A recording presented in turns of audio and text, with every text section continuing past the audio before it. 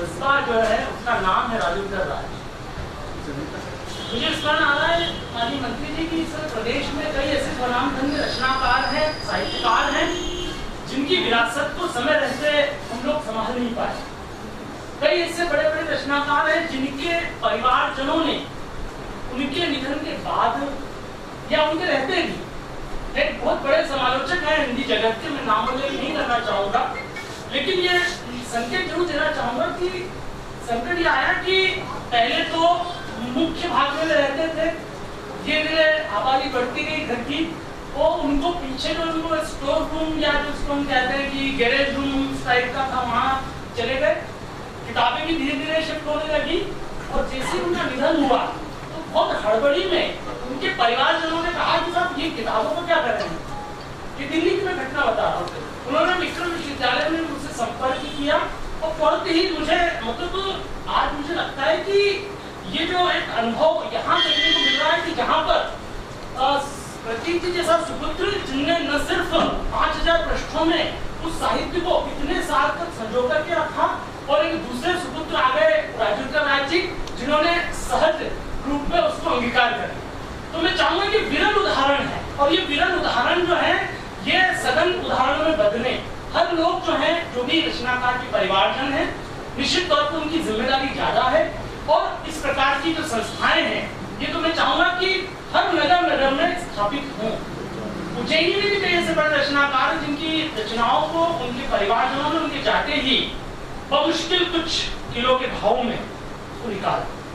तो ये जो हमारा एक संकट है, इससे बचने के लिए इस प्रकार का जो संग्रहालय काम कर रहा है, मैं इसके प्रति अपना प्रणति निवेदन करता हूँ, और ये कामना करता हूँ कि यह स्थान बहुत छोटा पड़ जाए और आपके पास इतना खजाना रहे कि आपको इससे कई गुना ज्यादा बड़ी जगह मिले। मैं ऐसी कामना करता हूँ। हमारे पास तमाम चीजों के लिए जगह है, लेकिन हमारे जो इस प्रकार के पूर्वज हैं जिनकी धरोहर को हमें संभालना चाहिए, उसके लिए पर्याप्त अवसर नहीं है। मैं इस अवसर पर दिनकर जी के प्रति अपना प्रणति निवेदन करता हूँ। दिनकर जी के साथ लगभग 1990 के आसपास से साहचर्य बना, और लगातार उनके सानिध्य में रहते हुए बहुत सीखने का, और विशेष तौर पर साहित्य जगत से जुड़ी हुई उन तमाम विशेषताओं का सीधे सीधे साक्षात्कार करने का अवसर मिला।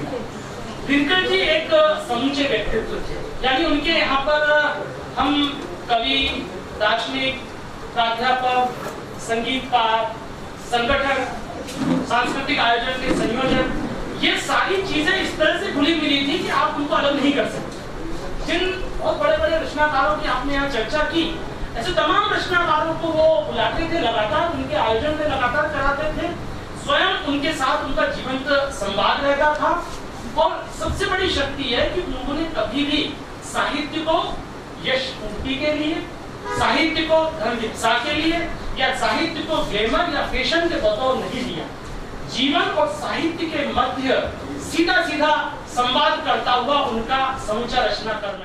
दिनकर जी चाहते तो किसी बड़े नगर में चले जाते, महानगर में चले जाते, और उस नामावली में भी शुमार किए जाते जिन को हम लोग अक्सर जिनका उल्लेख करते हैं।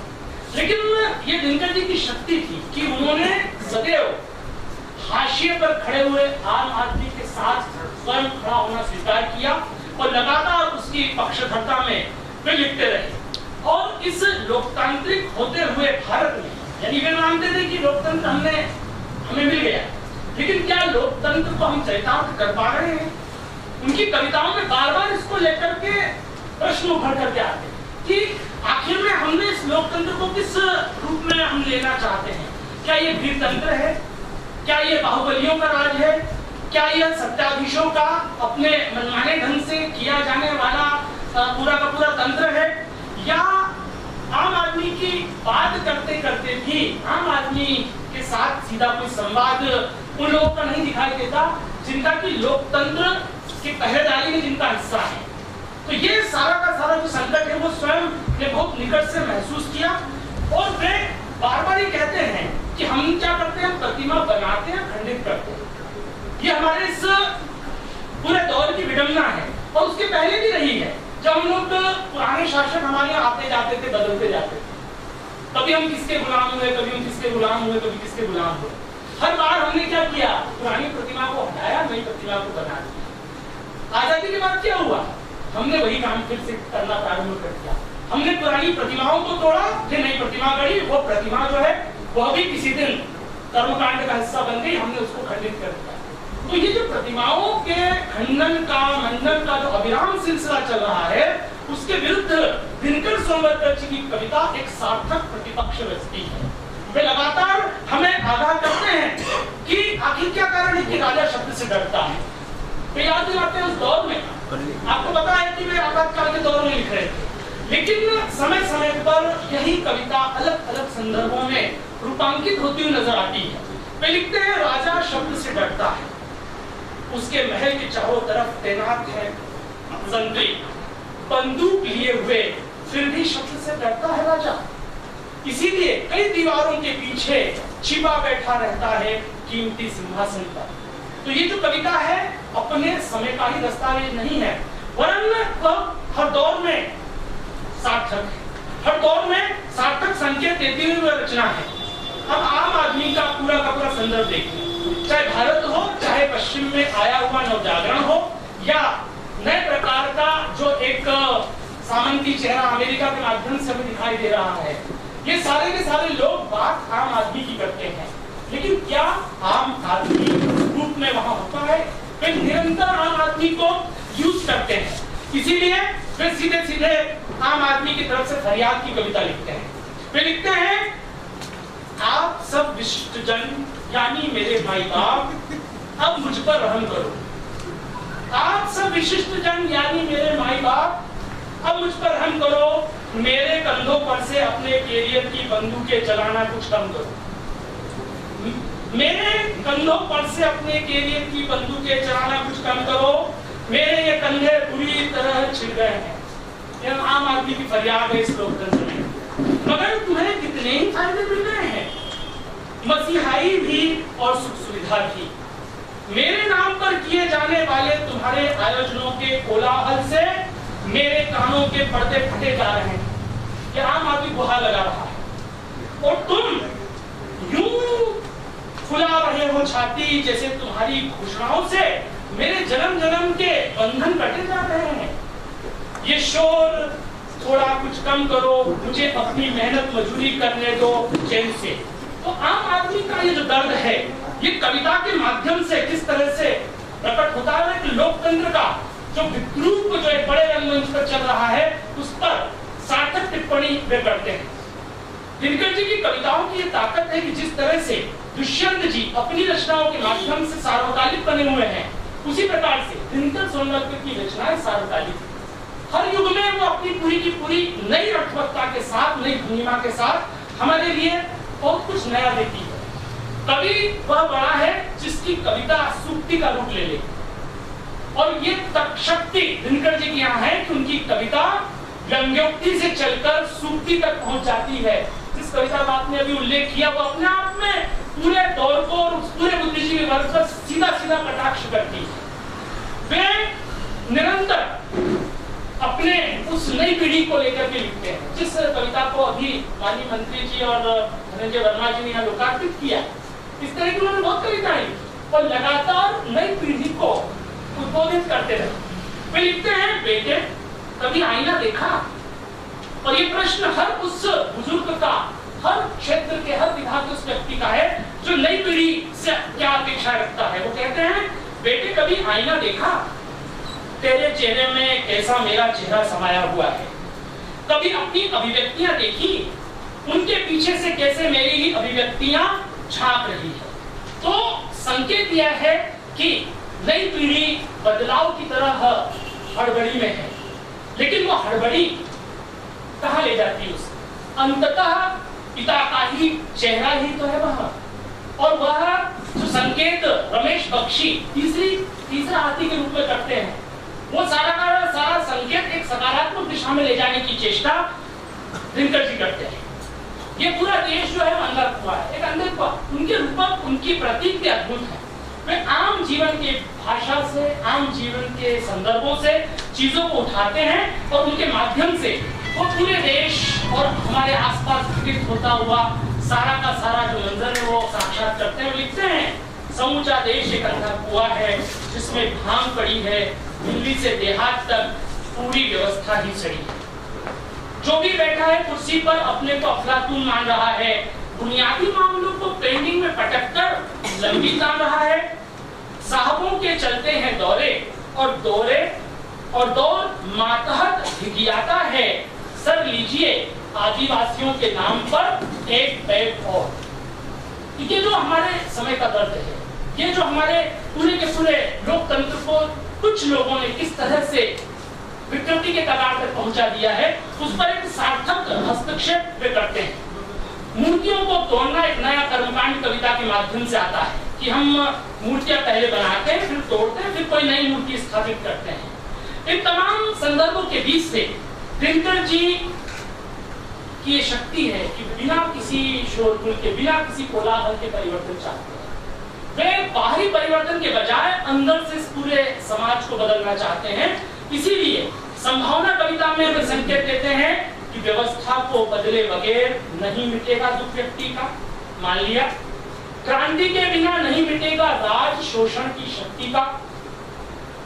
मगर कौन सा होगा क्रांति का माध्यम, बंदूक या बम? बारूद के धुएं से तो और भी धुंधला हो जाएगा नीला आकाश। ये हमारे समय का संकट है। हम चाहते हैं कि धुएं और बारूद के बीच से एक अशांति के रास्ते से हम लोग व्यवस्था में बदलाव लाएं। दिनकर जी इनके साथ नहीं है। वे संकेत देते हैं बारूद के धुएं से तो और भी धुंधला हो जाएगा नीला आकाश। सुनो भीतर कहीं छिपी है एक धीमी निष्काम सरगम। आओ उसकी संभावनाओं पर भी विचार करें। आओ उसकी संभावनाओं पर भी विचार करें। हम तो तीखा व्यंग भी लिखते हैं, लेकिन जीवन के प्रति पूरी आस्था के साथ वे खड़े हुए होते हैं। और लगातार चर्चा होती रहती है रचनाकारों के पुरस्कारों की, रचनाकारों के यश की, लेकिन उनका ये कहना है कि साहित्य जो है वो किस तरह से मशाल बन करके आगे चले। हो ये रहा है कि साहित्यकार जो है वो निस्तेज रूप में वजीफों, पुरस्कारों उसके पीछे दौड़ रहे हैं। उस पर एक बहुत महत्वपूर्ण कविता उन्होंने लिखी और वे संकेत करके जाते हैं कि नहीं, हम परिवर्तन करें। और बुद्धिजीवियों के लिए वो कहते हैं कि तूने हीरे दिए वरदान में और मैं उन्हें कंकड़ समझकर फेंकता रहा। तूने हीरे दिए वरदान में और मैं उन्हें कंकड़ समझकर फेंकता रहा। उन्होंने क्रांति की मशाल सौंपी थी हमें। यहाँ का बुद्धिजीवी उससे प्रचार का चूल्हा जलाकर प्रतिष्ठा की रोटी सेकता। यहाँ का बुद्धिजीवी उससे प्रचार का चूल्हा जलाकर प्रतिष्ठा की रोटी सेकता रहा। दिनकर जी बहुत मंद स्वर में साहित्यकारों के लिए भी लिखते हैं, कलाकारों के लिए भी लिखते हैं, संस्कृति कर्मियों के लिए भी लिखते हैं। और ये बहुत बड़ी बात है उनकी कि जिस परिवेश में वे रहते हैं उस पर सार्थक सटीक टिप्पणी करना कोई उनसे चाहे।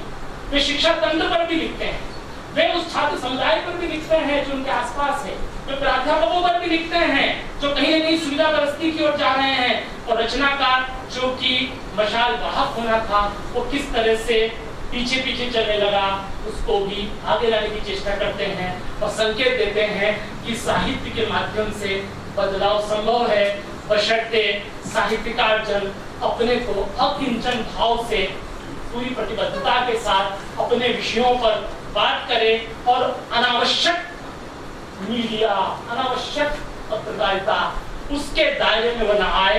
वो अपनी बात अपनी कविता के माध्यम से रखें, न कि अनावश्यक प्रकार के तमाम संदर्भों को लेकर के काम करें। तो मैं नमन करता हूँ दिनकर जी को और आज के इन दोनों महनीय व्यक्तित्वों को, प्रतीक जी और एक दूसरे राजूकर जी की एक पुत्र ने दूसरे पुत्र को यह जो एक अर्पण किया है। तो मुझे लगता है कि दिनकर जी आज बहुत सूक्ष्म उपस्थिति में उनकी मानता हूँ तो बहुत आनंदित होंगे, क्योंकि उनके प्रिय मित्र दुष्यंत कुमार जी के साथ वे आज हमजोली हैं। बहुत बहुत धन्यवाद।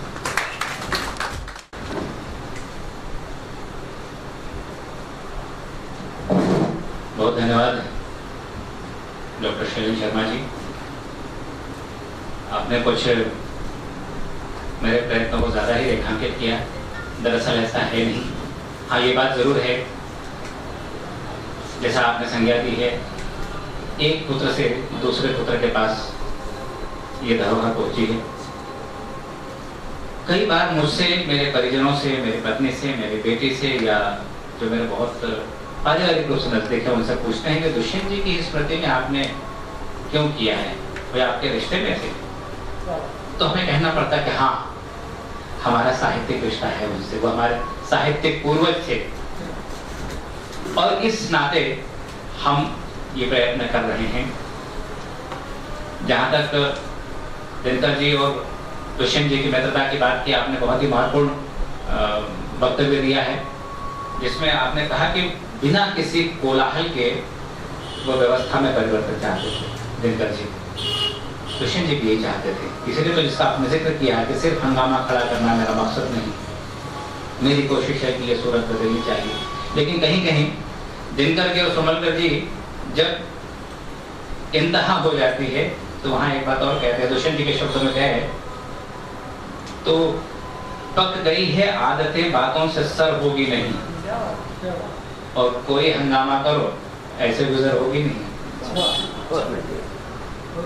तो बहुत सारी बातें हैं, और व्यवस्था को लेकर बात करते हैं। रचनाकार अपने तरह से बात करता है, कलाकार अपने तरह से बात करता है, समाज सेवी अपने तरह से बात करता है, राजनेता अपनी तरह से बात करता है। बहुत महत्वपूर्ण बात कही शैलेंद्र जी ने कि ये धरोहर जिस तरह से हमारे पास आ रही है, हमारा सौभाग्य है कि हम इसको